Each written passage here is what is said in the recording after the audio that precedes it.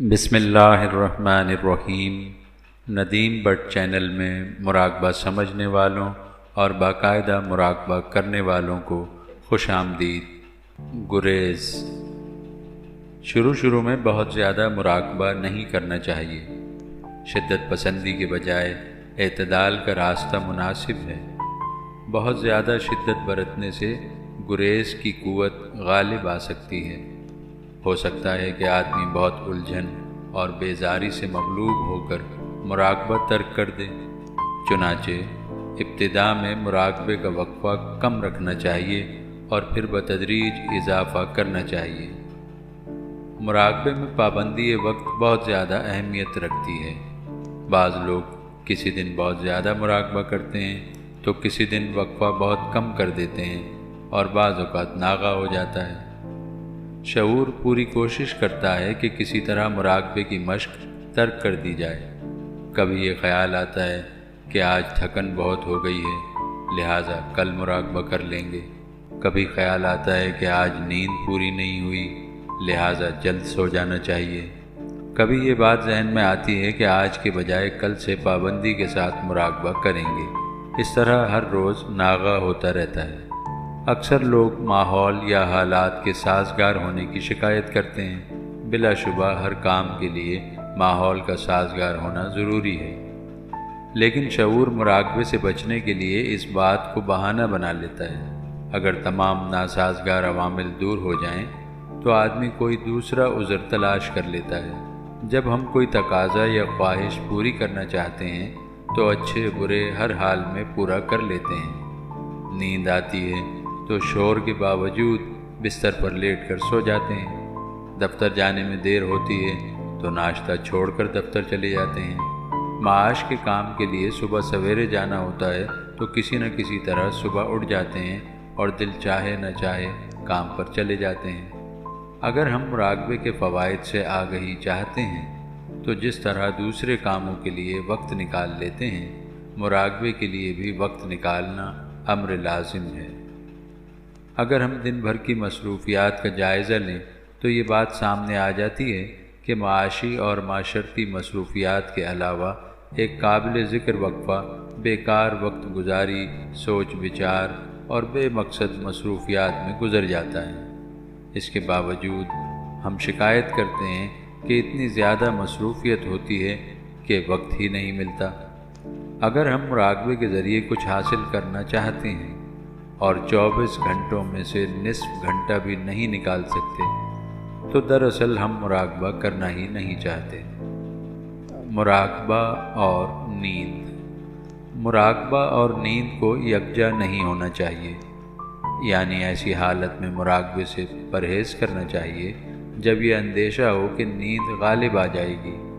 اگر ذہنی اور جسمانی تھکن سوار ہو تو کچھ دیر آرام کے بعد مراقبہ کیا جائے تاکہ معمول کا پروگرام پورا ہوتا رہے اور نیند غالب نہ آئے۔ اعصابی اور جسمانی تھکن دور کرنے کے لیے مراقبے سے پہلے آنکھیں بند کر کے جسم کو ڈھیلا چھوڑ دیں۔ آہستہ آہستہ گہری سانسیں لیں اور تصور کریں کہ توانائی کی لہریں جسم میں داخل ہو رہی ہیں۔ چند منٹ تک اس عمل کو جاری رکھیں تاکہ جسمانی اور ذہنی پس مردگی ختم ہو جائے۔ مراقبہ ختم کرنے کے بعد کچھ دیر مراقبے کی نشست میں سکون کے ساتھ بیٹھے رہنا چاہیے۔ مراقبہ ختم کرتے ہی توجہ کا ہدف تبدیل ہو جاتا ہے۔ جس طرح بیدار ہونے کے بعد نیند کی کیفیات قدرے غالب رہتی ہیں اور پھر آہستہ آہستہ مکمل بیداری غالب آ جاتی ہے، اسی طرح مراقبے کے بعد کچھ وقفے تک ذہن کو آزاد چھوڑ کر بیٹھے رہنے سے مراقبے کی کیفیت آہستہ آہستہ بیداری میں داخل ہوتی ہے۔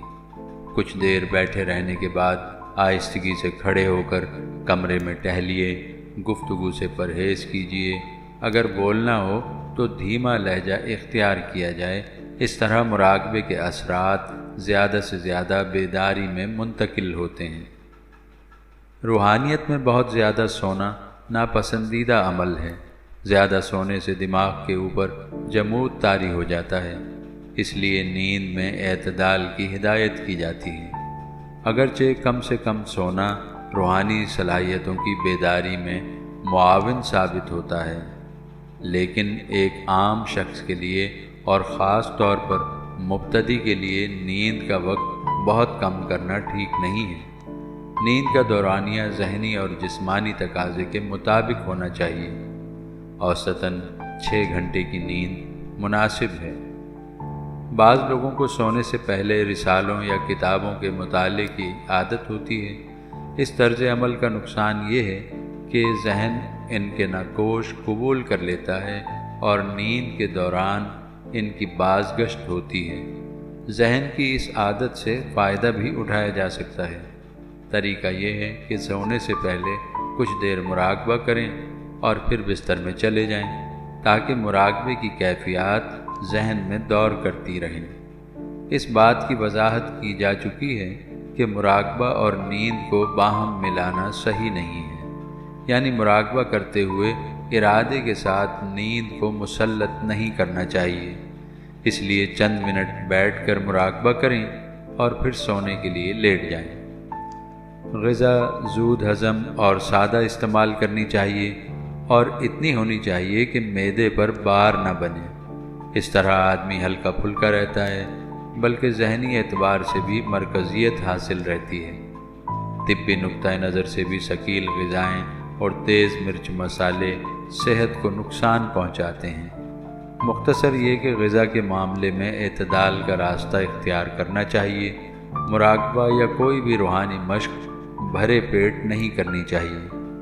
مشق اس وقت کریں جب کھانا کھائے ہوئے کم از کم 2.5 گھنٹے گزر چکے ہیں۔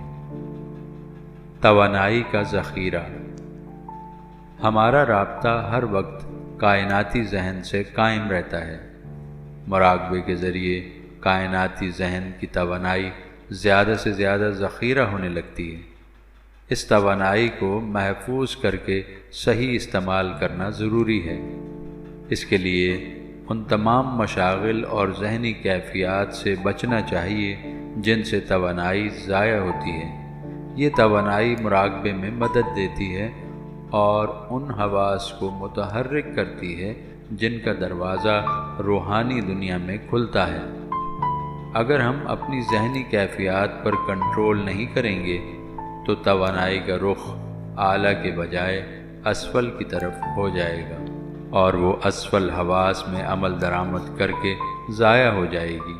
چنانچہ ذہن کو کنٹرول کر کے ایک رخ پر قائم رکھنا چاہیے۔ شروع میں بیزاری، الجھن اور چڑچڑے پن کا سامنا کرنا پڑتا ہے۔ طبیعت گرانی محسوس کرتی ہے، لیکن بعد میں معمول پر آ جاتی ہے۔ اعصابی کھچاؤ اور ذہنی تناؤ کو کم کرنا بھی ضروری ہے۔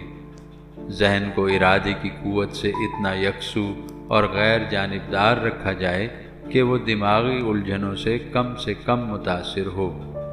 بہت سی اطلاعات صدمے کا باعث بنتی ہیں اور بہت سی اطلاعات خوشی کا پیغام ثابت ہوتی ہیں۔ دونوں حالتوں میں جذبات پر کنٹرول رکھنا چاہیے۔ ایسے اعمال کو کم کرنا چاہیے جن سے اعصابی توانائی ضائع ہوتی ہو، مثلاً بلند آواز سے گفتگو، چڑچڑاپن، غصہ، بیزاری، غیر ضروری فکر مندی، زیادہ جنسی رجحان وغیرہ۔ ان امور پر مکمل طور پر اعتدال ضروری ہے تاکہ ذہنی رجحانات پر غلبہ حاصل ہو جائے۔ ذہن کی مختلف حرکات پر زیادہ سے زیادہ کنٹرول سے ذہن ارادے کے تابع ہو جاتا ہے۔ ذہنی تحریکات غیر شعوری طور پر جاری رہتی ہیں اور ہم ان سے متاثر ہوتے ہیں۔ جب ذہن مراقبے کا رنگ قبول کر لیتا ہے تو غیر شعوری طور پر ذہن یکسو رہتا ہے۔ اس کیفیت کے حصول میں طرز فکر، ماحول کے اثرات اور پریشانیاں رکاوٹیں پیدا کرتی ہیں۔ ماحول کے اثرات کو ایک حد سے زیادہ کنٹرول کرنا ممکن نہیں، لیکن طرز فکر کو اس طرح تبدیل کیا جا سکتا ہے کہ ذہنی یکسوئی متاثر نہ ہو۔ صبر، شکر، یقین، توکل اور استغنا وہ خصوصیات ہیں جو ذہن کو شک، اور وسوسوں سے آزاد کر کے اعلیٰ مقامات تک پہنچاتی ہیں۔ اخلاق اور تواضع کی خصوصیات اپنانے سے ذہن اسفل کیفیات سے دور ہو جاتا ہے۔ قوت ارادی استعمال کر کے ذہن کو ناپسندیدہ اور فاسد خیالات سے علیحدہ رکھنا چاہیے۔ اگر آدمی خود ذہنی انتشار میں مبتلا ہو تو وہ ہر جگہ پریشان ہی رہتا ہے۔ روزانہ کے معمولات میں تقسیم کار ہونی چاہیے تاکہ بیکار رہنے کی وجہ سے ذہن ادھر ادھر نہ بھٹکے۔ فاضل اوقات کے لیے مثبت مشغولیت تلاش کی جائے تاکہ لایانی مصروفیات کی وجہ سے ذہنی اور جسمانی توانائی ضائع نہ ہو۔ اچھی اور معلوماتی کتب اور صحت مند ادب کا مطالعہ، مضمون نگاری، مصوری یا اسی طرح کی دوسری مصروفیات اختیار کی جائیں۔ کھیل کود اور مناسب جسمانی ورزش کا اہتمام کیا جائے۔ بے معنی گفتگو سے پرہیز علم میں اضافہ کرتا ہے۔